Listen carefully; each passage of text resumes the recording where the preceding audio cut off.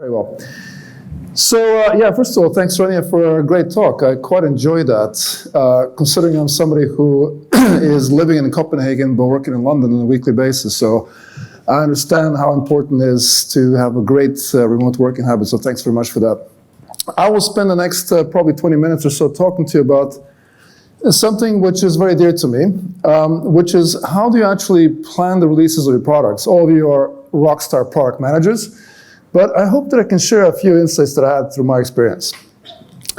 So a bit about myself. This screen is kind of flickering, but I guess you guys can see this. So I have about 20 years or so experience in building and shipping software. The last 10 years have been in SaaS services. I'm kind of like a half millennial where I spent the first half of my career with setup.exe and the other half of my career with Bash script. And how many of you know what a setup.exe is? Yes, see, that's exactly the point, right? So actually many of you are quite young, many of you grown up with SaaS services, but actually running setup of a DVD, running on-prem software is very different from planning and shipping SaaS applications. I decided to spend my time mostly in business applications because I thought that that's where the impact on life is most significant. If you think about how much time we spend in work, how much time we spend with our colleagues every day, and the way software impacts that's really actually a very profound impact on our lives. And I decided to commit my career to making that better. I worked across different backgrounds and different contexts. I had a number of startups at the beginning of my career. I had 2 successful startup exits, which was great. And I had a very successful startup failure, which I've driven to the ground. And I actually think that those failures are certainly the most forming moments. I remember those times, and I remember how deflated I felt. I felt like a failure because the company was a failure. And I felt also responsible and ashamed towards the staff in my company because effectively all lost their jobs at the end of it. But actually those moments are the most forming moments. And as a matter of fact, the failure that I had was the thing that made me who I am today and really totally formed my character the way I am today. And I learned most from those type of experiences. So if you have failures, that's actually quite good. I spent then over a decade in a company you may have heard of called Microsoft, where I spent 12 years running global business application services for Dynamics SMB, for the SMB space in Dynamics 365. And that's a kind of interesting experience because I thought across these startups that I did, I felt that I had to go somewhere where I can really learn how it's properly done. And you know what? It was Microsoft. It could have been Google. It could have been Amazon. It could have been Facebook. And I felt that I had to be part of a bigger thing and really understand how products are properly designed, built, and shipped. And I thought that was going to be like University 2.0 for me, but maybe a couple of years. Next thing you know, I'm 12 years there. Just recently, I left Microsoft last year, and I joined a company called Zellis, where I'm now in the capacity of the Chief Product and Technology Officer for the company. We're about 2,000 people. So a bit about Zellis, just to get a bit of background, what I do. It's a company that's been founded in 1963. Known as NGA Global, Northgate Arinso Payroll Services. And recently, last year, acquired by Bain Capital, a private equity firm, and acquired another company called Benefix, which Bain Capital joined together into the entity we are today, which is Zellis. If you think about what we do, we are, by numbers, a clear market leader. We have about 1,200 major large accounts in the UK and Ireland. Every month, we pay about 5 million people, so 1 of 6 of you here in this room are probably paid by Zellis. We have a lot of interaction with customers in the segment. 33% of FTSE 100 companies are served by us, and that's all great, but we're not satisfied with that. We want to grow it even more and change those experiences even further, and that's one of the reasons why I joined. Back at Microsoft, when I left Microsoft, this is one of the last slides I presented at one of the major conferences. And this is the product that I was responsible at the time. And these numbers also hopefully show some quite successful growth that we had. 222% growth in partners selling the product, 67% growth month over month in North America, et cetera, et cetera. at some point, we were actually signing up 2 customers every minute when we were selling with Office 365. So we obviously had experienced a lot of scale in building and shipping products. And the reason why I was very happy to accept this invitation to talk to you today is I've learned something through these things. I learned something through my failures, but I learned some best practices through the process of actually building and shipping software products at scale. So I'd like to share that with you. If we think about the general process of building and shipping products, it kind of goes from left to right in a standard sort of build a product and then write some accept and test driven development around that. As you build your first version of the product, your minimum viable product, then you start refining it. And as you refine it, you need to define sort of success criteria. So when you're going to stop refining it, because you can refine any product forever. And then finally you do the big launch and you ship it, which means you provide some marketing collateral and write a press release to define to the market, to tell everybody why this product is great. And as you launch the product, as you ship it, then you want to promote it. You want to actually tell the world about it. You want to build a website presence, an online presence. We define your mission statement through that product and tell the world why is it great and why do you exist. And finally, and last but not the least, there's the exit pitch. There's actually the selling of the business and committing that business to a new owner and going through that process. And to do that, you have to write a really good exit pitch to effectively sell the value of the company. One thing to realize is that every business is for sale sooner or later. Even if you're a privately owned business, unfortunately, none of us live forever. So every business is eventually for sale, and every business is at some point going to go through an exit pitch. So this is how you typically build software, and this is how you typically execute. Now, there's variations of that, of course, but this is how I typically execute. The thing that I'm here to share with you, and was a big aha for me in the last decade or so of building and shipping software, is that the way you execute should not be the way you plan. And the way you plan should actually go in the completely opposite direction. The way you should plan is to be planning it backwards. And hence the title of this presentation. So actually, I claim, and in my experience, that the best thing to do is to start by literally writing the exit pitch for a software business. So the way you plan should be the exact opposite direction of how you execute. So you should write the exit pitch. You should, from the exit pitch, distill the mission statement. Then you should write press releases for the releases you ship. You should define the success criteria for the different epics in those releases and eventually write ATDD, right? Kind of the opposite direction of the way people typically do it.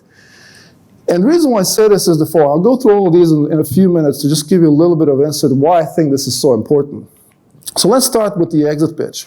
The way to think about an exit pitch is really to think about the situation where you're standing in front of the new potential buyer, and from the sales side, you're presenting that company to the buyers and saying, this is why this company is great. This is why it's valuable. This is why you should, basically give us a lot of money so we can give you the company. And in order to do that, you need to understand a lot of things. You need to understand the context. And even today, in the job that you're doing today, you need to understand what will be the potential context on which the business will be sold. That impacts your work as product manager massively, more than you probably think. Just a quick raise of hands. How many of you are clearly knowledgeable of the equity structure of the business you're working for? Like, you know who owns the business, whether it's private equity, public business? Quite a few. Okay, that's not bad.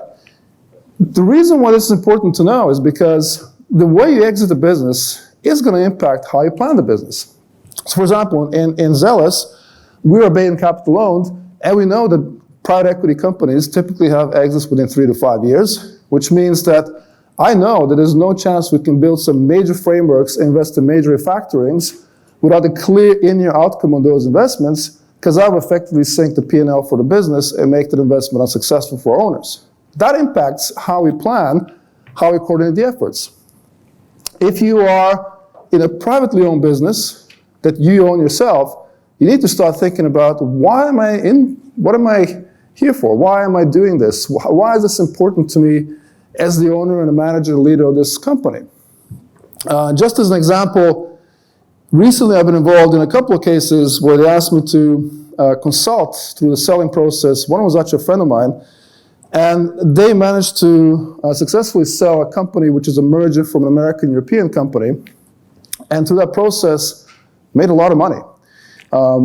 And it was a really interesting process. I don't know if any of you have been through this process, but it's always a really interesting process where there's a lot of tension, there's a lot of emotions being invested. There's a lot of anxiety. Am I going to get the right price for the business? And the interesting thing about that was, at the end, they managed to get a really great price for the business and effectively became really rich.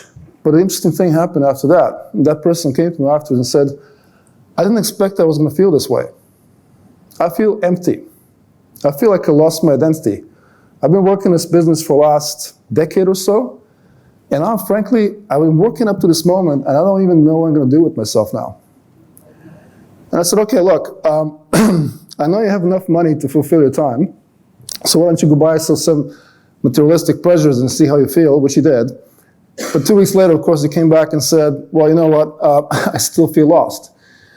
So a really interesting thing is this person had a mission of an exit, but never had a personal mission to understand why this whole motion is important to them. And that's why you need to start to plan from that. Another case is a business that I'm consulting where the owner is late age, and he actually had a great pleasure in owning the business and building a community out of his business, like a family. And now he's at a point where he wants to stop working, but he doesn't have a clear exit plan with it. And it's a very successful business, but he also doesn't have that plan. And that's what I'm saying. If you're going to start thinking about product management, you need to start about thinking about the time horizon, your equity structures of the business. You need to think about the potential buyers of the business, and you from the sales side, how will you present that in order to understand what your constraints are in the way you plan the business. And the way to do it is to write the exit pitch. I'm not going to read this out for you, you probably read a bit of it. And this is kind of like a mock version of our zealous exit pitch. It's too early for that. But the idea is to kind of describe how you've changed the world. What impact did you make? Put in some percentages and numbers to see what you want to strive for. Let those be your leading KPIs of your product success, even before you start designing a product, to understand really what are you heading for? What is your goal? And the most important thing about that is, the last line I have there is, what are you prepared not to accomplish, to accept that you will not do, because there's always something you'll fail at. So you might as well tease out what that may be from the very beginning, right? So that's the exit pitch. So once you've written the exit pitch, of course, this will be a document about a page or so. You can't really walk around every day reading that because it's a probably bigger document. The next thing you should do is define your mission statement.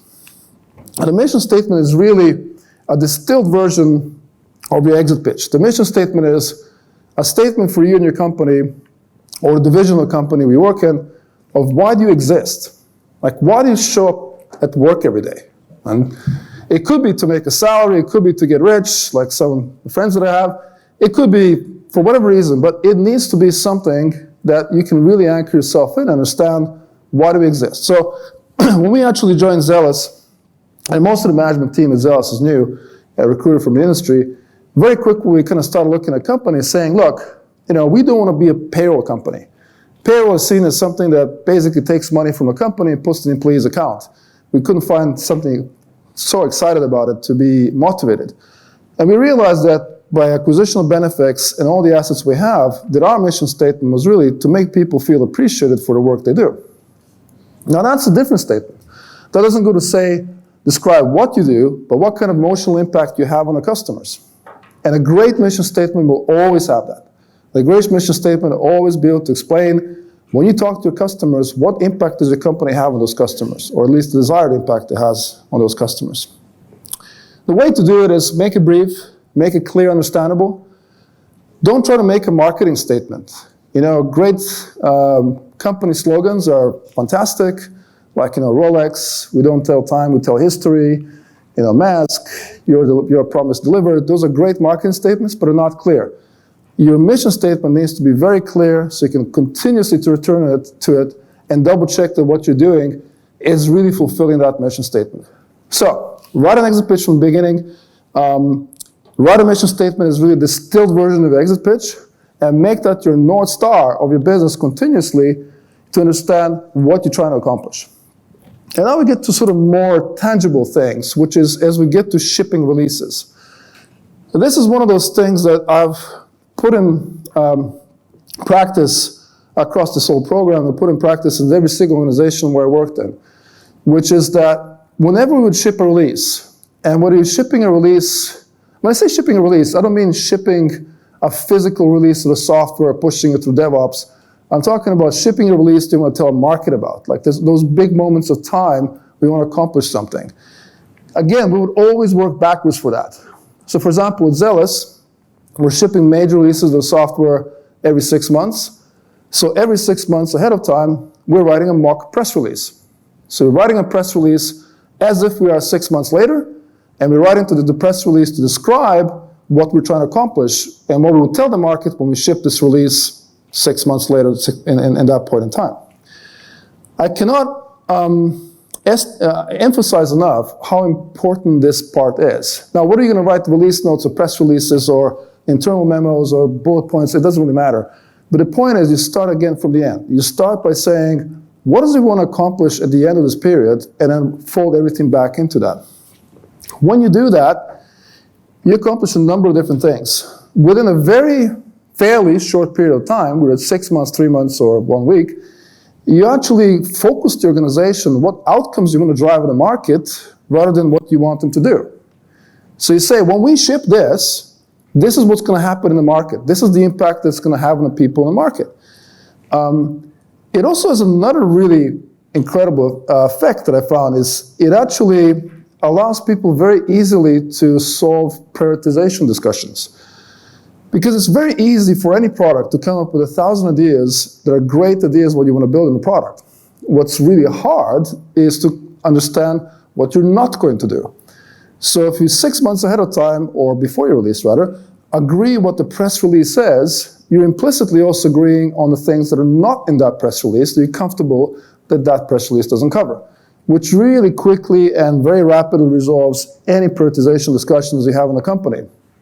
Should this be in and out? Does it fulfill the press release? Yes or no?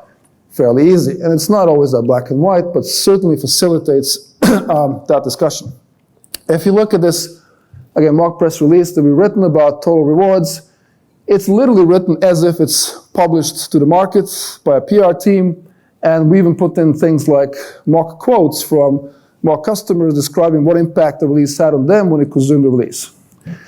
So the same way your exit pitch is where you start from, and then your mission statement is a continuous corporate or company North Star, your press release is another sort of guide point for the investments you do in a particular period when you're actually shipping the release.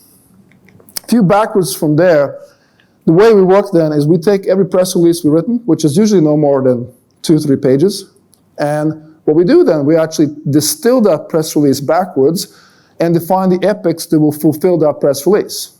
So we look at a press release and say, what are the epics we need to plan to put on the backlog? How should we prioritize them in order for this press release to become true?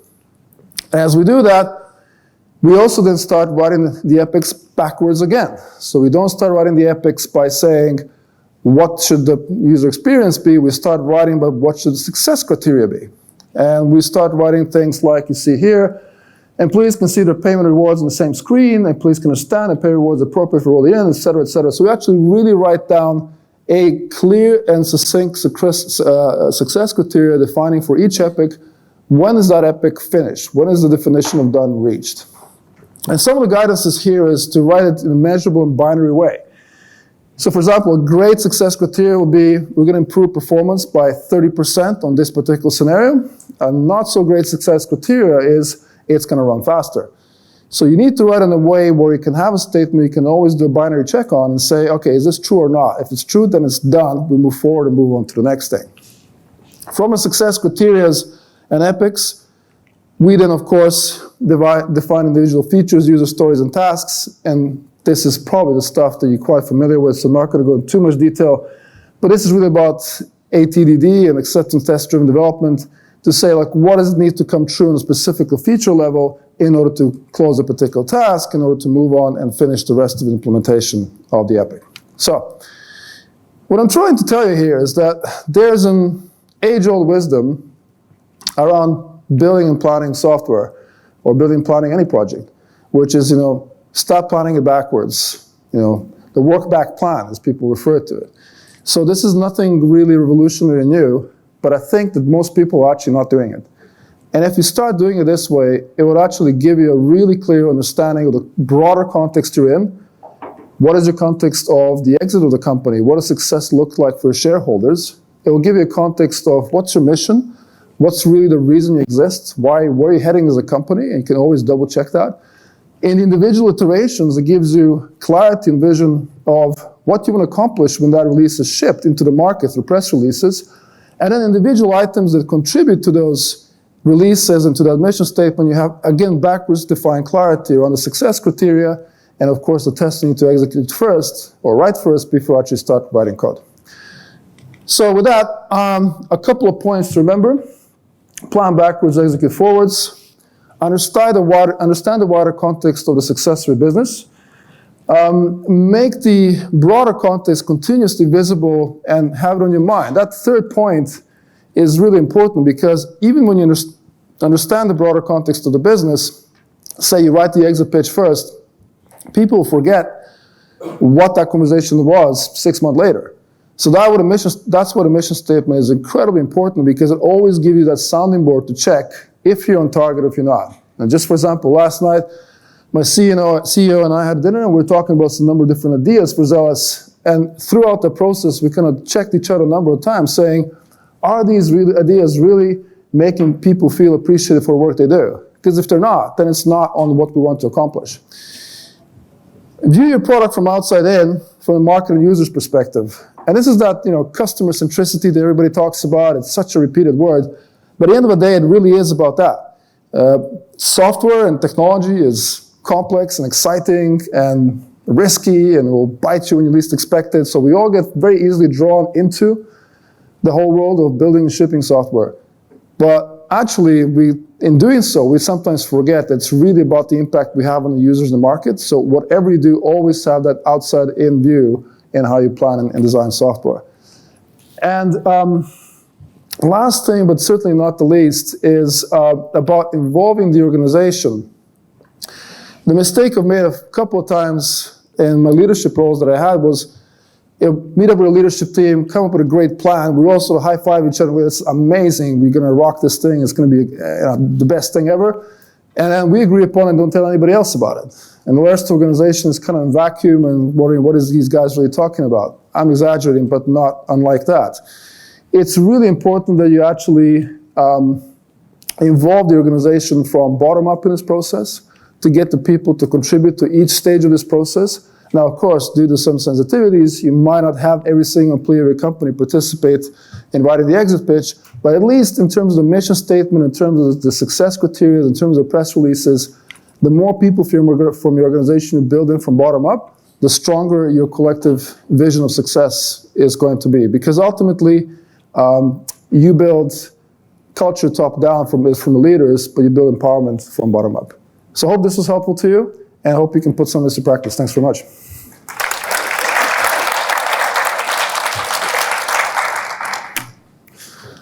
All right, how to communicate the exits internally. Yeah, that's actually quite on that point I just recently made, which is, there are sensitivities about it. Clearly, you cannot share the full private equity business case with every single person in the organization, or your VC investment structure with every single person in the organization.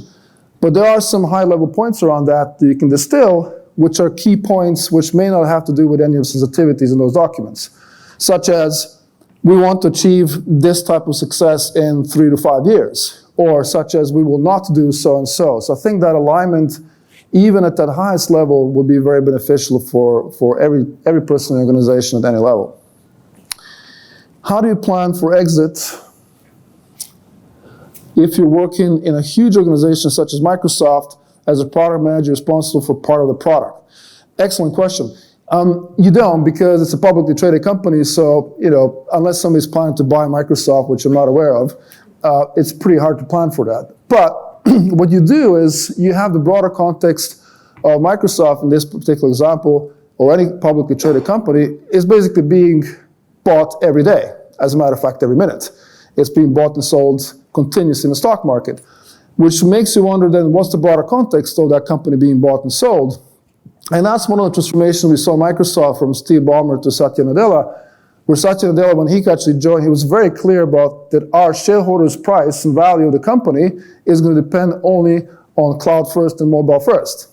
And that sort of broader context and directional vision empowered a lot of us to also align our vision of what success looks like in the daily work that we do.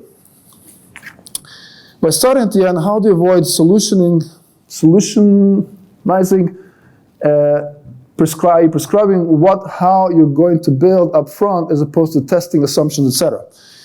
Yeah, so what I'm talking about here is not a waterfall approach where you sort of design, build, test, and ship.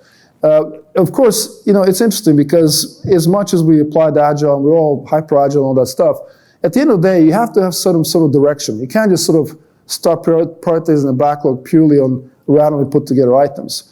So the key to that is really to avoid technology definitive statements, to avoid user experience definitive statements, and rather, I think it was bullet point 4, focus on the impact you have on the users in the market rather than the actual technologies and work you're going to do. If you do that, it gives you enough freedom to make non-definitive statements about solutions and how you implement. What is the biggest challenge being both the CPO and CTO? Your title. Nobody can pronounce it. It's complicated.